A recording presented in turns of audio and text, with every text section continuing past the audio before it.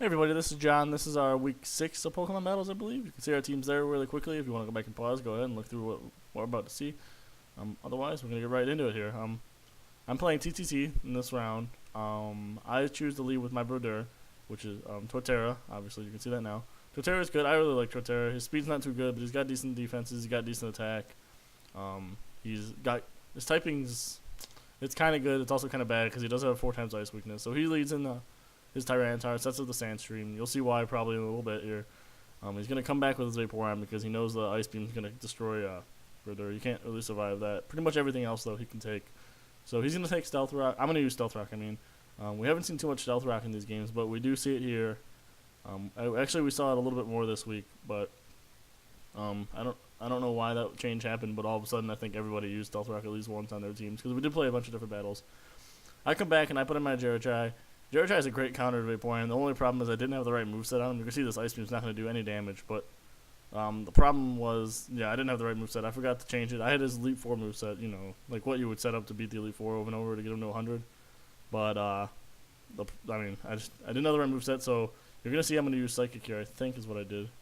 Yeah, so I'm going to use Psychic, and it doesn't do any damage. Not enough that I can outstall Vaporeon. Like, if you have, like, Thunderbolt on him, or, Thunderbolt, or, I don't know what else you might have on him. Maybe Psyshock? I'm not sure about that, though. But you can easily outstall Vaporeon, because Jerichai has Wish as well, and he can get Protect, and he can get, Calm Mind, which basically Vaporeon's going to be set up bait at that point.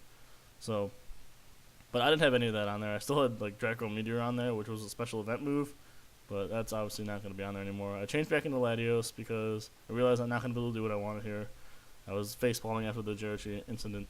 So he comes back with Tyranitar. That's a great switch because obviously Tyranitar can one-shot Latios with either Crunch or Pursuit. The problem is he has to predict whether or not I'm going to pull back or not. So his wish does come true. He heals that back up to full in spite of the damage there. And I pull back Latios because obviously I'm not going to want to go into Tyranitar. He did not use Pursuit here, which would have killed me. He used Crunch. And I come back with Terracan, who's going to get a boost out of this. So this really worked out for me. So you'll see that's not going to do much damage. You can obviously survive. Probably takes 4 hits of those. Gets the attack boost, and he has to pull back Tyranitar because Tyranitar cannot fight this thing. There's just no way. So he comes back with Fortress, which is a good switch. He knows he wants to clear off the Stealth Rock, I assume, at this point. So I used Sword Dance on the switch because I knew he was going to switch and I wanted the boost. The problem is I wasn't sure if I could kill Fortress off, and I did not want him to Rapid Spin those rocks away. Because in the battle before, I heard him and Jacob, they were fighting, and Jacob commented that he had level 1 Pokemon. And so I kind of knew what was coming here. I did switch my team around, so you're going to see I'm going to come back with Gengar, Advocator, and he does use Rapid Spin, just as I predicted. So it was a good switch. And he's not going to do any damage to Alligator. I'm going to take the Sandstorm damage, and that's fine. Gengar doesn't have much health anyway, so it doesn't take off too much health. And I do have, I'm not running the typical choice spec set on the thing. I'm running instead, well, you'll see here. I'm running the Substitute with Pain Split, and obviously Focus Blast, and Shadow Ball for perfect coverage. So, he comes back with Vaporeon. Vaporeon's at half health, so thanks to the Psychic from before, the Stealth Rock damage, a bunch of things. So I'm going to use Shadow Ball and see how much damage it does here. And I was kind of hoping this would kill him. I know Advocate is really powerful, and I know Vaporeon doesn't invest too much on the special side, but it doesn't quite kill him. And I wasn't happy about that. He's going to get the Wish off. He's going to be able to protect next turn. He's going to survive. So at this point, it is a stall battle. See, I'm still taking Sandstorm damage, and I do have the Substitute up right now. So the plan here is to get basically as low health as I can without dying, and then use Pain Split because Vaporeon's going to have a ton of health, so I can heal at full health already probably, even when Vaporeon's only at half health. So, well, let me think about that. Maybe not because we don't have that total HP at 233. But maybe if he's at 3/4 health, I would think Alligator can get the full health no matter where he's at on his list. So his gets his Wish, he gets back up to half health. I realize we're going to be in a bit of a stall play right here, so I guess I'm ready to engage here because I do believe that I can outstall Vaporeon. I did have a bunch of PP maxes on this Pokemon because I had lost a battle like this before to, what was it, Blissey, I believe? Because I didn't have enough PP, basically, so excuse me. So he is going to keep taking the Sandstorm damage, which helps out because that does cancel his leftovers out. So the Sandstorm's kind of an advantage for him.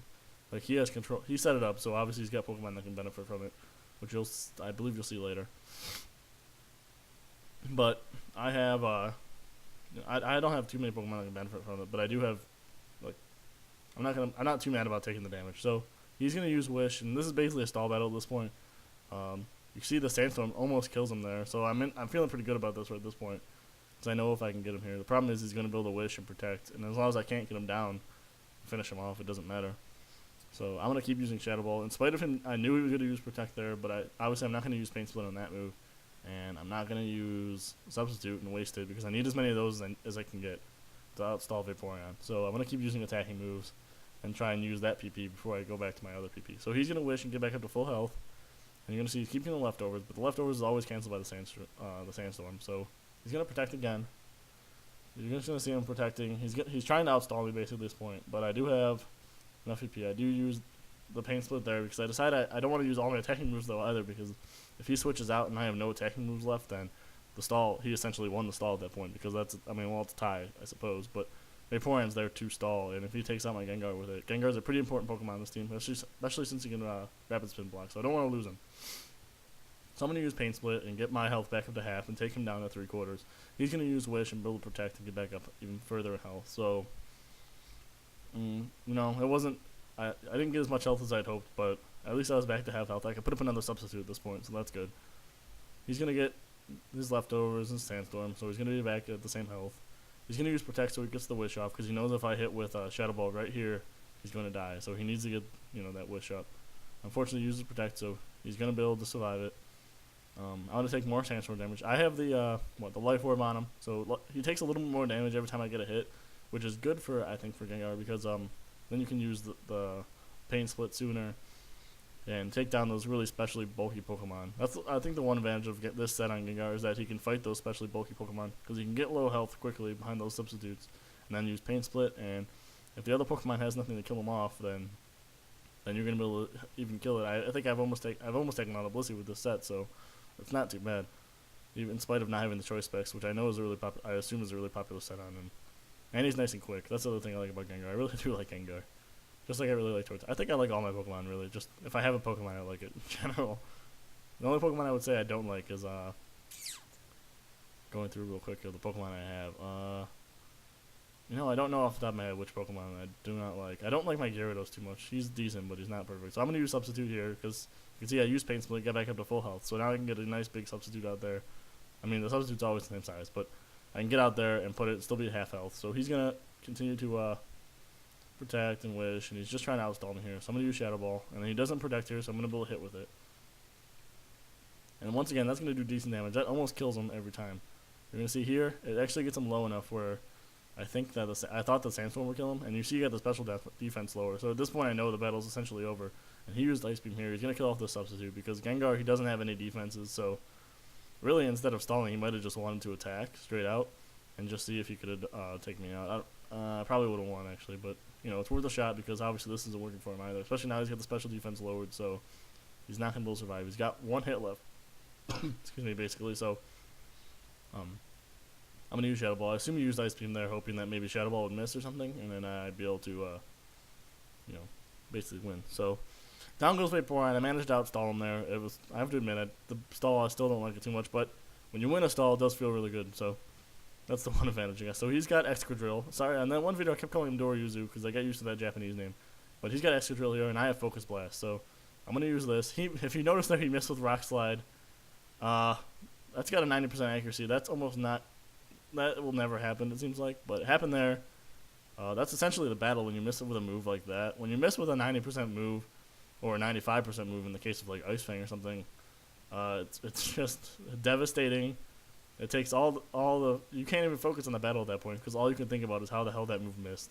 So I used Focus Blast and I killed him. So the problem here is now he has nothing that can definitely take out Applicator here. He's got this thing. If he had used Pursuit again, it's the second time he missed with the Pursuit, or not missed, but he didn't use it. It would have killed him, and he wouldn't build a Rapid Spin anymore. He uses Crunch. To be honest, I think Pursuit would have killed Gengar there anyway, so I don't know why not use it. These battles do usually happen after a few drinks, so maybe the decision-making is not quite there. So here I get, he crunches me again, I'm down to half health, and I get the attack boost. And this time, instead of Swords Dancing, I believe this is what I do. We'll see in a little bit. He's got 2 times of the stealth target. Yeah, I didn't Swords Dance this time. Instead, I used Close Combat because I knew the switch was coming. I thought maybe with 1 attack boost. Terrakian's really powerful on his own, so to get 1 attack boost, I figured it might be enough. I'm going to get the special defense hits here, and you see that the Close Combat did a ton of damage in spite of it only being neutral damage, and this thing has bulky defenses. I have one of these, and these things don't go down easy from the physical side. So Close Combat doing that much damage just shows Terrakian's power. And so I'm going to use Close Combat again here, make sure it dies. I do have other moves on it, but to be honest, I think they'll all be not very effective against this. So I'm going to keep using Close Combat until this thing dies. So there you go. Now he's got no more Rapid Spin. He can't get rid of the Stealth Rocks, and you'll see why it's important probably at the end of the battle. So he comes back with Tyranitar. He's got, Earthquake on this? I'm not sure. He misses with Stone Edge there. That's what he used. Probably would have killed me because I don't have very much health left, but regardless, that's I don't know if he has Earthquake on or not, but Earthquake would have killed me. It's super effective. I use Close Combat again. It kills him off because that 4 times weakness. Tyranitar can't really take any fighting moves, so that's going to kill him off. And at this point, the battle's essentially over. I'm going to be able to just rip through everything with this Terrakion.